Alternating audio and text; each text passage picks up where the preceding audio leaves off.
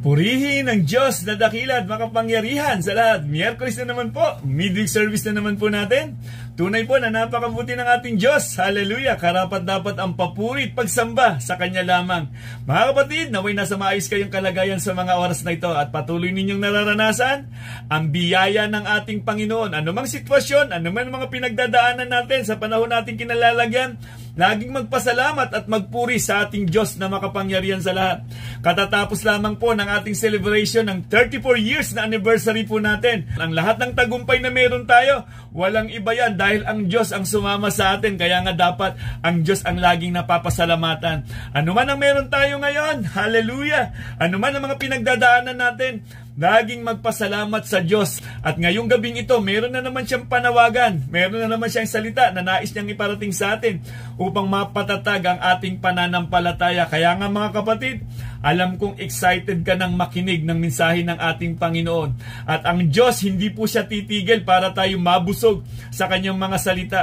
Gagamit siya ng mga tao para maghayag ng mabuting balita. At ngayon mga kapatid, aasa muli tayo na merong panawagan ng Diyos para mapatatag ang ating pananampalataya. So mga kapatid, muli, happy anniversary po. 34 years po ang katapatan ng Diyos sa buhay po natin. Kaya mapatuloy tayong maglingkod sa ating Diyos na makapangyarihan sa lahat. Ikaw at ako, kabahagi sa paglilingkod sa ating Diyos. Kaya nga, may magandang plano ang Diyos sa bawat isa sa atin. Kaya mangyari nawa ito sa buhay natin. So mga kapatid, kung naalala po ninyo nung isinare ko sa inyo na nakarang midweek service,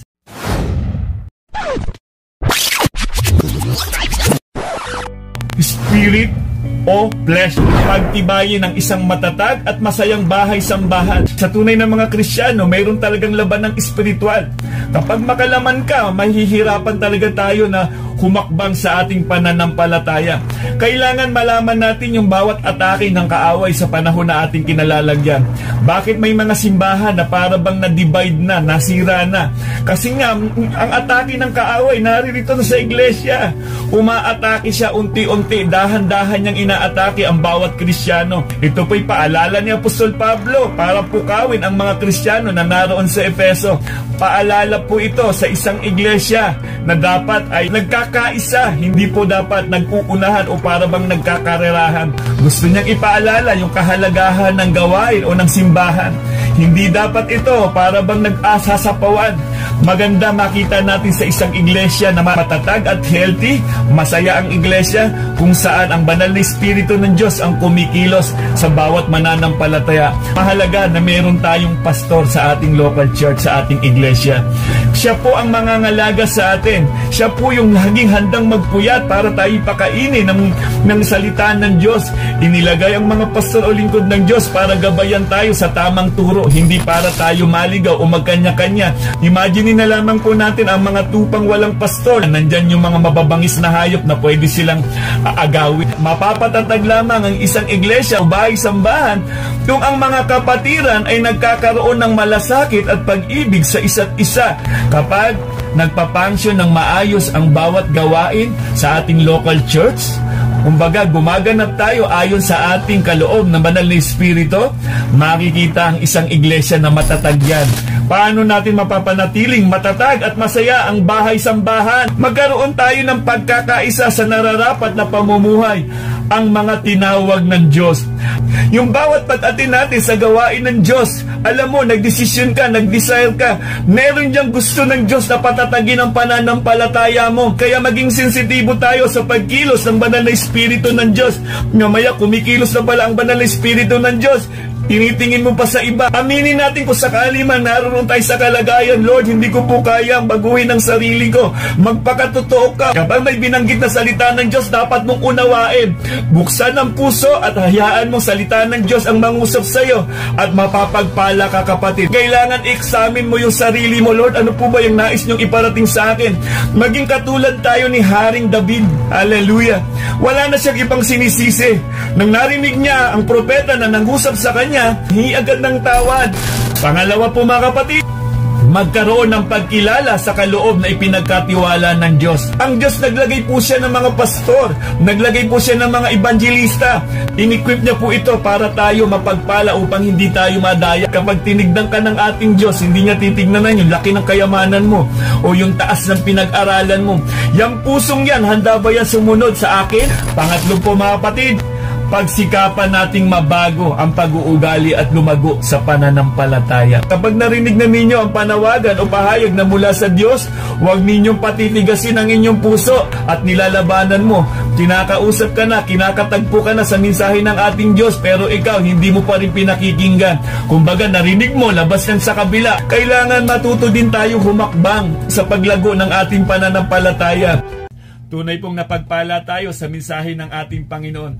At ngayong gabing ito, meron na naman siyang mensahe na nais niyang iparating sa atin. So mga kapatid, ang ating pag-aaralan ngayon, muli na naman, katanungan na dapat masagot ayon sa salita ng ating Panginoong Diyos. Pakiramdam mo ba ay nangihina at napapagod ka na dito sa mundo? Kasi kahit Kristiyano tayo, siguradong mapapagod din tayo. Nakakaramdam din tayo ng pagpapagod.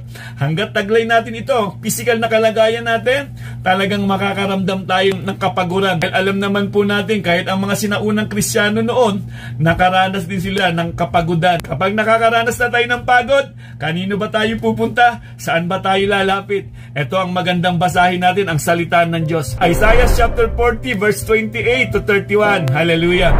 Sabi dito sa verse 28, hindi ba ninyo nalalaman? Di ba ninyo naririnig na itong si Yahweh ang walang hanggang Diyos, ang siyang lumikha ng buong daigdig? Hindi siya napapagod sa isipan, niya'y walang makakaunawa. Hallelujah. Ang mahihina at mga napapagod ay kanyang pinapalakas. Purihin ng Diyos. Hallelujah. Kahit na ang mga kabataan ay napapagod at nanlulupaypay. Hallelujah. Ngunit muling lumalakas at sumisigla ang nagtitiwala kay Yahweh. Lilipad silang tulad ng mga agila. Sila'y tatakbo ngunit hindi mapapagod. Sila'y lalakad ngunit hindi manghihina. Hallelujah. Purihin ang salita ng Panginoon. Tayo po'y manalangin at magpasalamat sa ating Diyos na makapangyarihan. Dakilang Diyos, maraming salamat po muli sa mga salita po na aming narinig. Magdulot nawa ito sa amin ng kapayapaan, kagalakan at pag-asa sa buhay na meron kami. Bigyan niyo po kami, Panginoon, ng tapang at lakas ng loob upang harapin namin, Panginoon, ang mga pagsubok na dumarating sa buhay namin. Salamat po sa mga salitang ito, Panginoon. Gamitin niyo po ito na maging sandata namin para magamit namin sa araw-araw ng aming buhay. Dakilang Diyos, gamitin niyo po ako bilang daluyan ng inyong mensahe at kayo po ang aming maparangalan. Mapaglingkuran po nawa namin kayo, mapatatag at mapalakas kami, Panginoon, ng inyong mga mensaheng ito, Ama.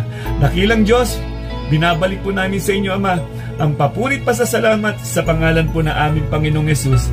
Amen. Mga kapatid, kung mapapansin po natin, kung babasahin po natin ang Isaiah chapter 40 mula simula hanggang dulo, makikita natin dito yung dakilang biyaya ng Diyos. Alam naman po natin ang pangyayaring ito na ang mga Israelita, tinalikuran nila yung Diyos na makapangyarihan at gustong ipaalala sa kanila, ibalik muli ang katanungan sa kanila na yung Diyos, siya yung Diyos ng source nyo, ng lakas ninyo, na kapag ang Diyos ang kasama ninyo, hindi kayo mapapahama. At makikita natin yung omnipotent God, omnipresent God, omniscient God, makikita natin dito sa Isaiah chapter 40. Talaga yung Diyos na makapangyarihan sa lahat ang kailangan ng bayang Israel. Kaya gustong ipaalala, bagamat mga Israelita, bagamat na isulat na ito, matagal na ng panahon, sa panahon natin ngayon, nakakaranas din po din tayo ng pagkapagod.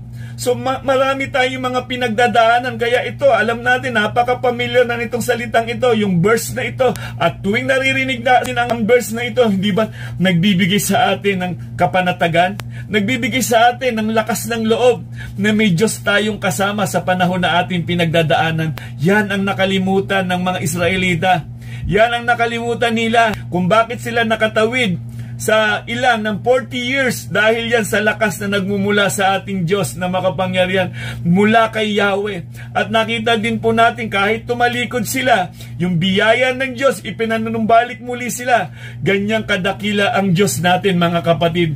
Kaya nga sa panahon na ating kinalalagyan, gaya ng katanungan ko kanina, maraming mga tao ngayon talaga nga nakakaramdam ng pagkapagod. Ngayon, kanino natin isasandig yung buhay natin? Huwag isisi sa ibang mga tao. Hallelujah. Imbis na manisi, dapat magsisi sa ating mga kasalanan at lumapit sa Diyos na makapangyarihan sa lahat. So maraming tao ngayon ang nakikipag-battle sa extreme fatigue and weakness dito sa mundo. Hallelujah. Kasi sa mundong ito, punong-puno ng kapagudan. Hallelujah. Kapag tatakbo ka, sasabay ka sa daloy sa mundong ito, siguradong mapapagod ka. Ang nais ng Panginoon, mamahinga tayo sa kanyang presensya. Noon pa man, yan ang gusto ng Diyos sa bayang kanyang pinili. Kailangan huwag kang lalabas sa umbrella ng ating Diyos na makapangyarihan dahil walang blessing doon. At yung iba na di na makayanan, ano pa ang ginagawa sa mundong ating kinalalagyan? Di ba? Yung pakikipagbaka nila ay nauuwi sa kamatayan. Dahil sa sobrang kalungkutan, nauuwi ito sa kamatayan o pagpapakamatay dahil sumuko na sila, dahil ang akala nila ang kamatayan, ang kapahingahan, yun ang trap na ginawa ng kaaway sa kanila. Mga kapatid, sa ating mga tunay na Kristiyano, alam natin ang salita ng Diyos. So mga kapatid, ano bang ibig sabihin ng extreme fatigue? Extreme fatigue means sobrang pagkapagod at pagkaubos ng lakas. Kung mapapansin po natin ngayon sa mundong ating kinalalagyan, ang mga tao wala ng time sa pagsamba sa ating Diyos. Kokonti na lamang po dahil gustong magpakayaman sa mundong ating kinalalagyan. Kayo dito almost 24 hours. So ano ang mga kadalasang sanhi o root cause kung bakit nakakaranas ng extreme fatigue ang isang tao? Unang-una, nagkakaroon ng emotional stress. Hallelujah. Dahil hindi niya ma-reach. Minsan yung mga vlogger, kung ano-ano ng mga ginagawa para lang mapataas ang kanilang views. Alam naman po natin si Dr. Willie Ong kung bakit siya nagkaroon ng cancer o karamdaman. Dahil dyan sa emotional stress. Hallelujah. Dahil yung nababasa niya na hindi na maganda, yun ang nagdulot sa kanya para hindi siya makatulog. Pangalawa, yung grief o pagdadalamhati. Yung walang humpay na pagdadalamhati natin na hindi natin kayang tanggapin. Bakit nangyari sa atin yan? Minsan yan po ang nagdadahilan para magkaroon tayo ng extreme fatigue. O kaya yung boredom o pagkainip, lack of physical exercise. Tayong mga Kristiyano, maglaan tayo ng exercise sa buhay po natin. Huwag tayo purong trabaho lang. Siguro baka pag-walking tayo ng 30 minutes sa isang araw, mas maganda na rin siguro yun. Healthy na rin yun. Mas maganda kung may kasama kayong naglalakad habang nagkukwentuhan kayo at nagpapalakasan kayo sa spiritual. Especially po yung mga mag-asawa, maglaan po kayo. Bawat pamilya na lang, maglaan tayo ng oras na tayo po ay nakakapag-exercise. Mahalaga po yan sa buhay po na meron tayo. Yung lack of sleep, pang-anim po, yung not eating nutritious diet.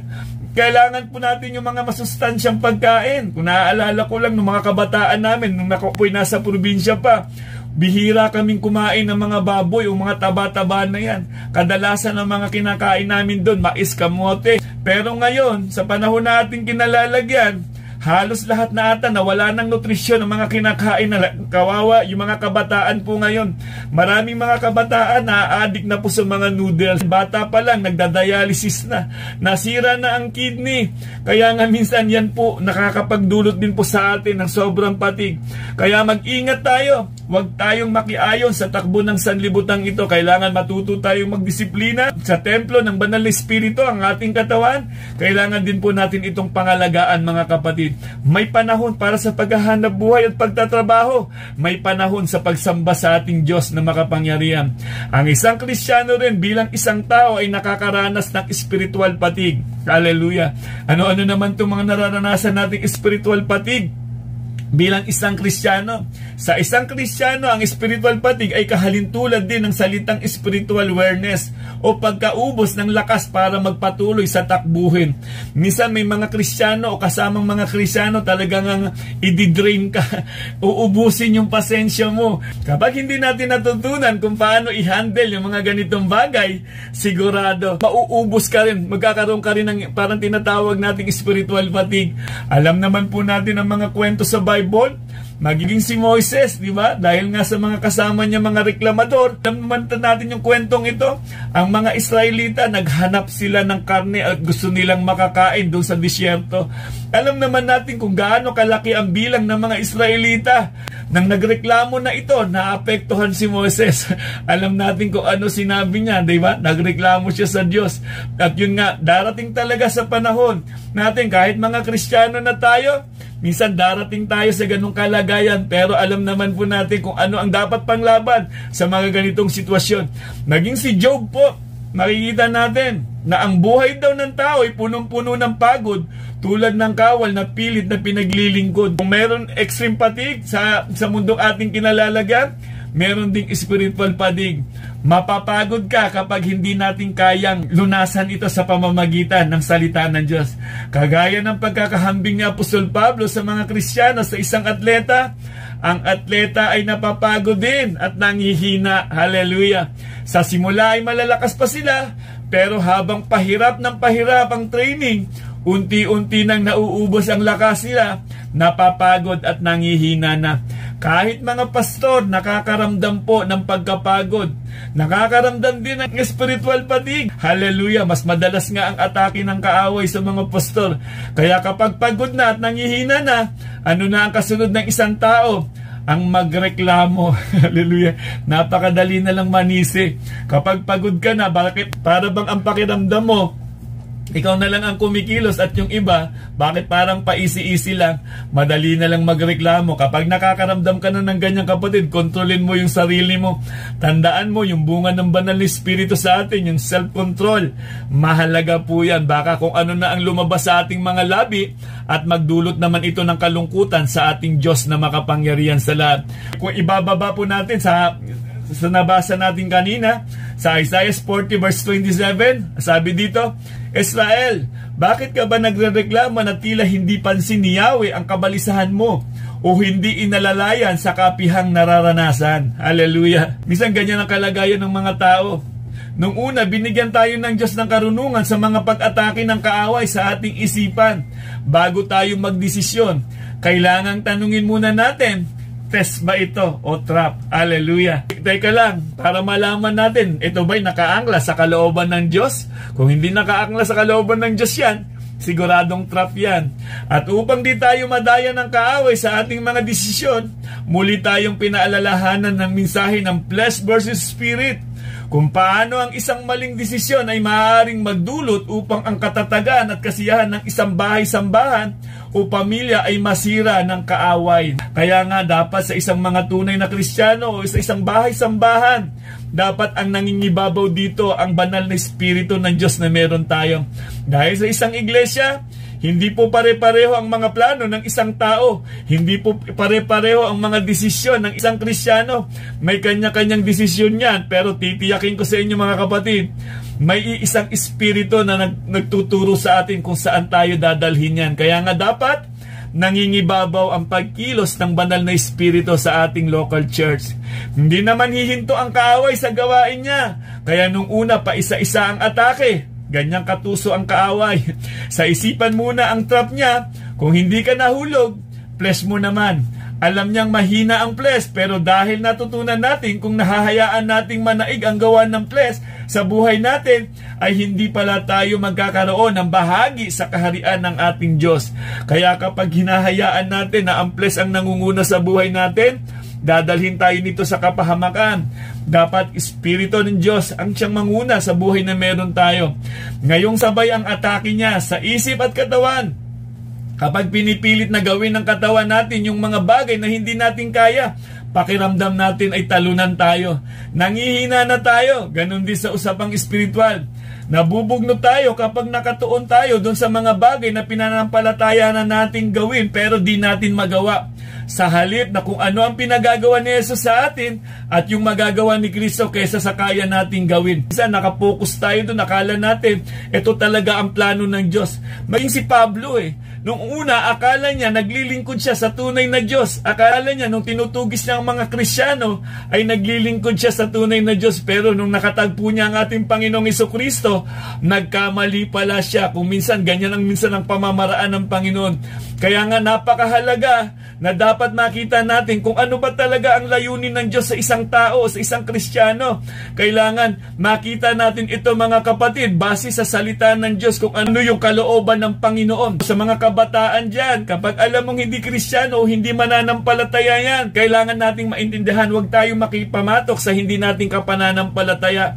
May salita ng Diyos na nauna para tayo gabayan sa tamang desisyon. Pero kung liliko ka at babaliin mo yan, delikado po yan, may consequence po yan. Hindi po lahat ay may pakinabang. Mayroon din yan minsan na akala mo magbibigay sa iyo ng kasiyahan, yung pala dadalhin ka niya sa kalungkutan.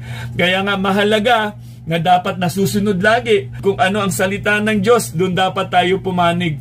Huwag nating pairalin ang ating mga emosyon. Kung ang emosyon na yan hindi nakaangkla sa salita ng Diyos, siguradong mapapahamak tayo mga kapatid. Kaya kapag nakakaranas na tayo ng panghihina, ano ba yung tamang tugon sa mga kadalasang tanong ng ating isipan? Madalas kasi kapag nakakaranas na tayo ng panghihina na para bang napapanghinaan na tayo ng loob, papasok na ang iba't ibang mga katanungan dyan sa isipan natin. Hallelujah! Maganda mga kapatid na matutunan natin sa gabing ito. Unang tanong, kapag pagod ka na, magpahinga ka muna. Kailangan isipin mo, sino ba ang dapat nating makilala? Paalala ito sa bayan ng Diyos Paalala sa kanila. Nakalimutan nila si Yahweh na makapangyarihan sa lahat na magbibigay sa kanila ng kalakasan. Ito yung gusto ng Diyos na matutunan. Sino ba ang dapat nating makilala? Sabi nga dun sa Isaiah chapter 40 verse 28, sabi niya, hindi ba ninyo nalalaman? Di ba ninyo naririnig na itong si Yahweh ang walang hanggang Diyos, ang siyang lumikha ng buong daigdig? Hindi siya napapagod, sa isipan niya'y walang makakaunawa. Hallelujah! Mga kapatid, huwag nating kakalimutan, may Diyos na pwedeng mag-sustain ng ating kalakasan, na siyang nagbigay sa iyo ng buhay, na siyang nagligtas sa iyo, na siyang nagbigay ng pangako sa iyo, na hindi kita iiwan, hindi kita pababayaan. Kaya nga mga kapatid, muling lalakas ang sino mang nagtitiwala sa ating Diyos na makapangyarihan. Mga Awit chapter 8 verse 1 to 3, O Yahweh na aming Panginoon, sa buong mundo'y tunay kang dakila, iyong papuri abot sa langit. Hallelujah! Pinupuri ka ng mga bata't bagong silang. Ikaw ay nagtayo ng isang tanggulan, kaya't natahimik ang lahat ng iyong kaaway. Hallelujah! Pinagmasdan ko ang langit na gawa ng iyong kamay, pati ang buwan at mga bituin na iyong inilagay. Hallelujah! Tunay pong nakakamangha ang ating Diyos na makapangyarihan sa lahat. Ang lahat ng nakikita ng ating mga mata, tunay ngang nakakamangha na may Diyos na dapat tayong pagkatiwalaan. Hallelujah! Ang nagagandahang mga tanawin, Diyos ang naglagay dyan. Kung bakit ang dagat hindi lumalampas sa dalampasigan, Diyos ang may kontrol ng lahat ng yan, mga kapatid. Hallelujah! Unang tanong, kapag napapagod na tayo, sino ba ang dapat nating makilala? Yung Diyos na makapangyarihan sa lahat, na may likha sa iyo, na nagbigay sa iyo ng buhay at lakas. Siya ang dapat nating makilala. Sa Kanya tayo dapat humingi ng tulong. Ikalawang tanong, kapag napapagod na tayo, ano ang dapat nating matutunan? Meron tayong limitasyon, our limitation. Bilang isang tao, may limitation po yan. Huwag tayong magpakabayani. Dahil meron tayong mga bagay na hindi natin kayang gawin. Kaya nga, huwag tayong magtiwala sa sarili nating kakayanan. Huwag tayong magtiwala sa sarili nating kaisipan. Ito yung hindi nakita ng mga Israelites Hindi sila lumapit sa Panginoon, hindi sila nagpakumbaba. Kaya nga may propetang inilagay ng Diyos sa kanila. Paalala, ipanumbalik muli kayo sa ating Diyos. Kailangang marinig ninyo ang panawagan ng Diyos. Kailangang ipaalala sa inyo muli kung sino yung Diyos na nagligtas sa inyo. May limitasyon ang kakayanan ng bawat individual. Kaya hindi natin maipagmamalaki ang mga ito dahil walang kasiguruhan ang ating kakayanan. Kaya nga laging mag-depend sa ating Diyos. Naging magtiwala sa ating Diyos na makapangyarihan. Ang gandang paalala, Isaiah chapter 40 verse 29 to 30, ang mahihina at mga napapagod ay Kanyang pinapalakas. Kahit na ang mga kabata ay napapagod at nanlulupaypay. Hallelujah! Kung gusto nating manatili yung lakas na meron tayo, wag na wag tayong aalis sa umbrella ng ating Diyos dahil doon lamang mayroong security sa presensya ng ating Diyos. Ang sabi ni John Wesley, As long as you feel your own weakness and helplessness, you will find help from above. Hallelujah. Sabi niya, makakasumpong lang daw tayo ng tulong mula sa itaas o sa Diyos kung pakiramdam natin ay wala na tayong kakayanan o mahina na tayo. Hallelujah. Minsan sa buhay natin, pinahihintulutan talaga ng Diyos yung mga bagay na para bang akala mo pwede mong sandigan. Minsan tatanggalin ng Diyos yan para maunawaan mo na siya ang kailangan ng buhay mo. Kaya pala sabi ni Apostol Pablo na lalo daw nahahayag ang kapangyarihan ng Diyos kung siya ay mahina. Kaya buong galak niyang pinagmamalaki ang kanyang kahinaan upang madama niya ang kapangyarihan ni Kristo. Nangangahulugan lamang po mga kapatid, sa buhay na meron tayo, walang ibang bida kung hindi si Kristo. Hallelujah. Kapag si Kristo ang kasama mo, mag-o-overflow ka. Dadaloy ang pagpapala at biyaya ng Diyos sa iyo. At ikaw mismo, makikita sa buhay natin si Kristo ang kasama mo. Sa buhay ni Haring Solomon, alam naman po natin, ang sabi niya nga sa Mga Ngaral chapter 1 verse 2, napakawalang kabuluhan, lahat ay walang kabuluhan, sabi ng Mga Ngaral. Anong nakita niyang walang kabuluhan? Walang kabuluhan dito kapag wala kang Kristo sa buhay mo. Makamtan mo man ang kayamanan sa sanlibutan, kung mapapahamak naman ang kaluluwa mo, yan ang ibig sabihin ni Haring Solomon. Sino ba si Haring Solomon? Pinakamatalinong tao, pinakamatanyag na tao. Alam naman natin, kinikilala si Haring Solomon, nasa kanya na ang lahat ng kayamanan. Pero sa ending ng buhay niya, ano ang sabi niya? Ano ang mahalagang bilin niya? Kailangan magkaroon tayo ng banal na takot. Yan ang pinakamahalaga sa buhay na meron tayo, mga kapatid. Kaya nga alalahanin natin, may limitasyon ang bawat tao. Kaya kapag nakakaranas na tayo ng paghihina, ano ba yung tamang tugon sa mga kadalasang tanong ng ating isipan? Hallelujah. Sino ba ang dapat nating makilala? Yung Diyos na makapangyarihan. Ikalawang tanong, kapag napapagod na tayo, ano ang dapat nating matutunan? Matutunan natin na may limitasyon tayo. Huwag tayong para bang superhero na kaya natin ang lahat. Kasi pag ganyan ang pananaw mo, magyayabang ka.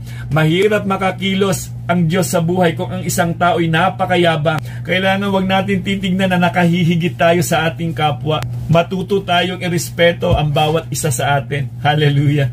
Maiiwasan ang kaguluhan sa isang iglesia kung matututunan nating irespeto ang bawat isa sa atin.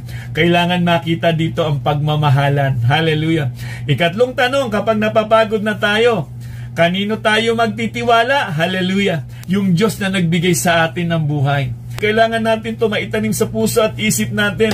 Yung buhay na meron tayo, yung hininga na meron tayo, galing sa Diyos yan. Isaiah chapter 40 verse 31. Ngunit muling lumalakas at sumisigla ang nagtitiwala kay Yahweh. Lilipad silang tulad ng mga agila. Sila'y tatakbo ngunit hindi mapapagod. Sila'y lalakad ngunit hindi manghihina. Kaya pala minsan ang mga tunay na Kristiyano, para bang kahit may edad na, nagmumukha pa ring bata. Kasi masarap talaga sa presensya ng Diyos eh. Hallelujah. Hindi mo maitatago yan, kapatid. Kapag may Diyos ka sa buhay mo, sigurado yan, kapayapaan, kagalakan at pag-asa ang naghahari sa mga tunay na Kristiyano. Kahit may mga pagsubok pang pinagdadaanan yan, mga kapatid, ang kagalakan hindi po nawawala yan, mga kapatid. Tunay po yan sa mga tunay na Kristiyano. Hallelujah. Yan ang biyaya ng Diyos na nag-uumapaw sa atin, kapatid. Kaya kanino mo ilalagak ang pagtitiwala sa kasigurahan ng iyong buhay at kaluluwa? Tanging sa Diyos lang na makapangyarihan sa lahat. According to Rick Warren, the deepest level of worship is praising God in spite of pain, thanking God during a trial, trusting Him when tempted, surrendering while suffering, and loving Him when He seemed distant. Mga kapatid, magandang paalala ito sa atin. Hallelujah. Sa panahon na parabang napakabigat ng mga pagsubok na dumarating sa buhay natin, purihin pa rin ang Diyos na makapangyarihan sa lahat. Sa mga pagsubok na pinagdadaanan natin, mas magandang magtiwala pa rin sa Diyos na makapangyarihan sa lahat. Sa anumang mga suliranin na pinagdadaanan natin, gaano man para bang hindi ba natin matanaw ang Diyos, magtiwala pa rin sa ating Diyos na makapangyarihan. Dahil yung Diyos natin, hindi siya hihinto para mahalin tayo. Kaya nga, may kapanatagan sa mga tunay na Kristiyano, may kapanatagan sa piling ng ating Diyos na makapangyarihan sa lahat. Kaya nga ang Diyos hindi siya nagkukulang para paalalahanan tayo. Dahil sa panahon po natin kinalalagyan ngayon, punong-puno po talaga ng mga pagsubok ang mga Kristiyano na pinagdadaanan. Kaya nga ang Diyos hindi siya hihinto para paalalahanan tayo kung paano natin panghahawakan ang kanyang mga salita. Kapatid, kapag narinig na natin ang panawagang ito, huwag nating patitigasin ang ating puso. Mas maganda, mag-ayos-ayos na tayo. Hallelujah! Gaya po ni Apostol Pablo, at dito na po ako magtatapos. Alam naman po natin ang pinagdadaanan ni Apostol Pablo. Meron siyang panalangin, 3 beses niyang ipinanalangin yung kanyang karamdaman.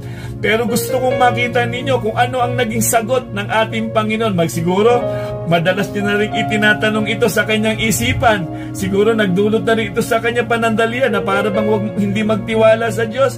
Pero nang nasagot siya ng Panginoon, ito ang sagot niya sa 2 Corinthians chapter 12, verse 9 to 10. Ganito ang kanyang sagot: ang pagpapala ko ay sapat sa lahat ng pangangailangan mo. Hallelujah!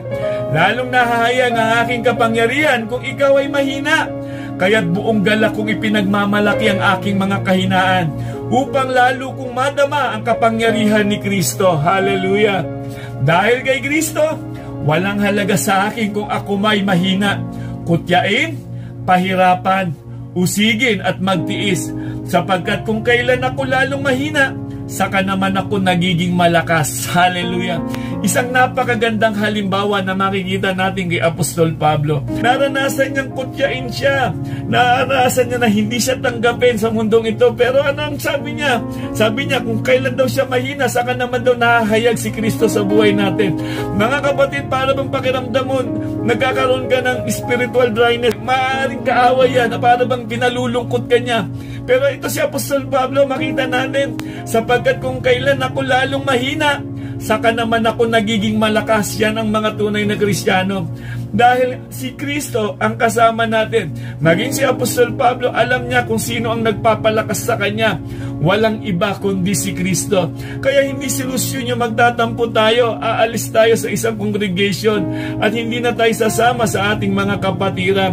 Sino ang talo, kapatid? Hallelujah! Kaya nga huwag tayong maging parang bata. Dapat lumago na tayo, mag-level up na tayo sa ating pananampalataya. Hanggat nararanasan natin yung biyaya ng Diyos, yung hininga ng Diyos, yung buhay ng Diyos. Hallelujah! Tandaan po natin na hindi natin kaya ang laban kung wala ang Diyos na kasama natin. Yan din si Apostol Pablo, kaya nga wala nang ibang bida sa buhay niya kundi ang ating Panginoong Hesukristo. Sa buhay na meron tayo, mga kapatid, magiging daluyan tayo ng pagpapala ng ating Diyos kung tayo mayroong tamang koneksyon sa ating Panginoong Hesukristo. Ang paglilingkod po natin, mga kapatid, tandaan po natin ito, sa Diyos na makapangyarihan sa lahat. Kung bakit tayo nagwiwi ng kaluluwa, dahil yan sa Diyos, yan ang nais niya, yan ang gusto niyang ipagawa sa atin. Ibahagi ang mabuting balita sa lahat ng mga tao, at ang Diyos ang magpapalago. Ang gagawin lamang po natin, magtanim, magdilig, at ang Diyos ang magpapalago, mga kapatid. Kaya ang lahat ng papuri at pasasalamat tanging kay Kristo lamang. Tanging sa Diyos na makapangyarihan sa lahat. Yan ang natutunan ni Apostol Pablo sa buhay na meron siya. Mga kapatid, anuman ang ating mga pinagdadaanan ngayon sa panahon na ating kinalalagyan, tandaan natin ito, meron tayong Diyos na makapangyarihan sa lahat. At aminin din po natin, may limitasyon tayo bilang isang tao. Kaya dapat sa Diyos lagi tayo manindigan. Sa Kanya tayo laging maglingkod. At tandaan natin, sa buhay na meron ka, hindi dapat reklamo ang naririnig. Dahil ang hininga mo, ang lakas na meron ka, galing sa Diyos. Kaya nga sabi ni Haring Solomon, na ang pinakalayunin daw ng isang tao, magkaroon daw tayo ng banal na takot sa Diyos at sumunod sa Kanyang layunin. So mga kapatid, naway napagpala na naman muli tayo sa mensahe ng ating Panginoon. At ako'y naniniwala, ang mga salitang narinig natin ngayon sa gabing ito, maitatanim sa ating puso at magdudulot ito ng kagalakan at kapayapaan. At ngayong gabing ito, alam ko na pagpala ang bawat isa at narinig ninyo ang mensaheng galing sa Diyos. Hindi ka na malulungkot, hindi ka na mapapagod, dahil alam mo kung sino ka, ang identity mo, kasama mo si Kristo. Ano man ang mangyari sa buhay natin, kasama natin si Kristo. Kaya nga sa buhay na meron tayo, hanggat humihinga tayo, hanggat may lakas tayo, kapatid, maglingkod sa Diyos na makapangyarihan sa lahat. Hallelujah. Ano man ang sabihin ng iba, hallelujah, huwag mo silang papansinin. Ang kaligtasan, personal po yan. Kaya ka gumagawa ng mabuti dahil nasa iyo ang bunga ng banal na Espiritu ng Diyos. Hallelujah. Kaya ka naglilingkod dahil yan udyok ng banal na Espiritu na meron tayo. Tatak yan ng kaligtasan natin dahil kay Kristo, dahil doon sa ginawa niya doon sa krus ng Kalbaryo. Hallelujah. So mga kapatid, naway napagpala na naman muli tayo sa magandang panawagan ng ating Diyos at muli na naman tayong napalakas at haharap na naman tayo sa araw ng bukas. Taglay ang mensahe ng Diyos, taglay si Kristo kasama natin. Ang sabi ng Panginoon, hindi kita iiwan, hindi kita pababayaan. Ako ang bahala sa iyo. Hallelujah. Pumanatag ka at ako ang makikipaglaban sa iyo. Hayaan po natin na makita ng mga unbeliever, na mga tunay na Kristiyano ay nagmamahalan. Hallelujah. Sumayin niyo nawa ang kapayapaan, kagalakan at pag-asa. At patuloy po natin ipahayag sa pangalan ng ating Panginoong Hesukristo, may kagalingan. Sa pangalan ng ating Panginoong Hesukristo, may buhay na walang hanggan. God bless and God first. Purihin ang Diyos na dakila at makapangyarihan sa lahat.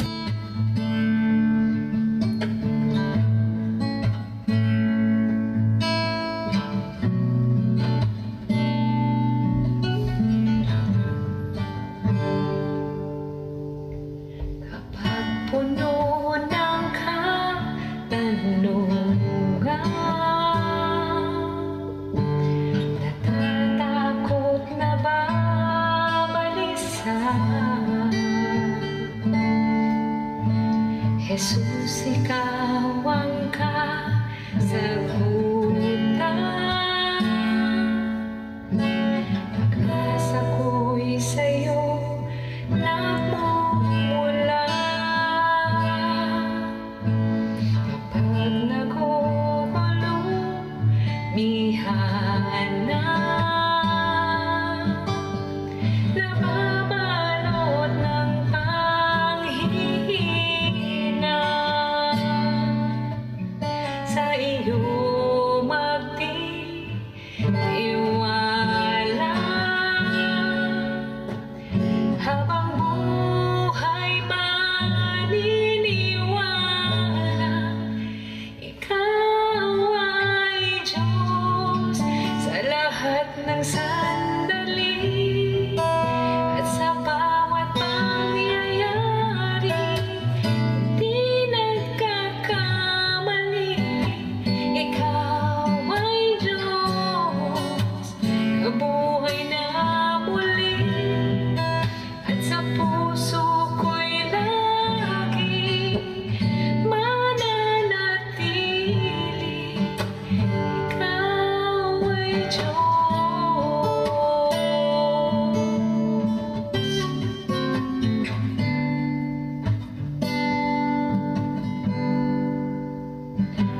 Problema ay pinapayagan, dakila ang iyong dahilan. Malinaw ang kapahayagan, ikaw ay Diyos tapat